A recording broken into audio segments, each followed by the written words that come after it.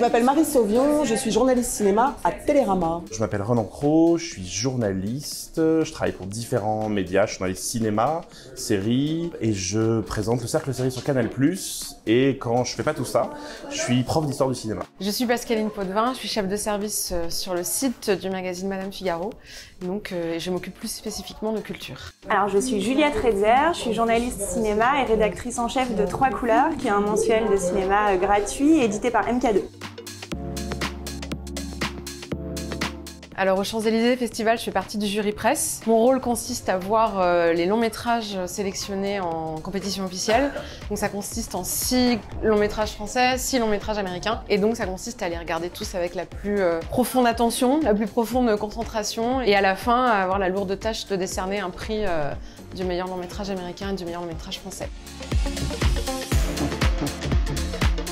C'est une sélection qui est exigeante, c'est des films qui cherchent, donc c'est ce qui est très intéressant. On est vraiment dans l'art et essai du cinéma de recherche, qui questionne sa forme, qui parle aussi de notre monde, de l'immigration, du genre. Enfin voilà, il y a des choses très intéressantes. En fait, voilà, ce que j'attends d'un film, moi, personnellement, c'est qu'il m'amène à me poser des questions sur le lien entre ce que je vois à l'écran, entre les images que je vois et le monde dans lequel je vis, qui a à la fois un effet miroir et un effet d'interrogation entre les deux.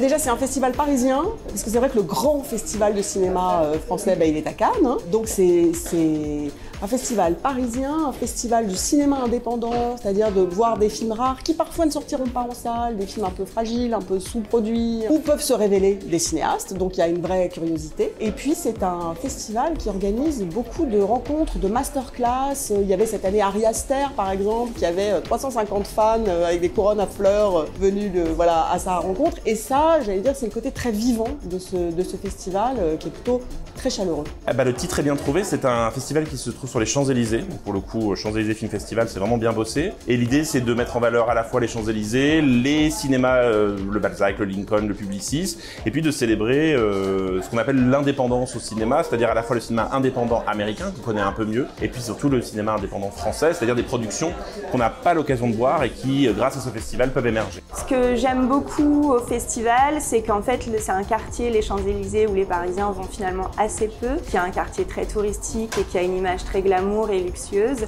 et d'y amener comme ça un cinéma très indépendant et très exigeant, je trouve que ça crée vraiment une dynamique et une énergie qui sont vraiment très très agréables.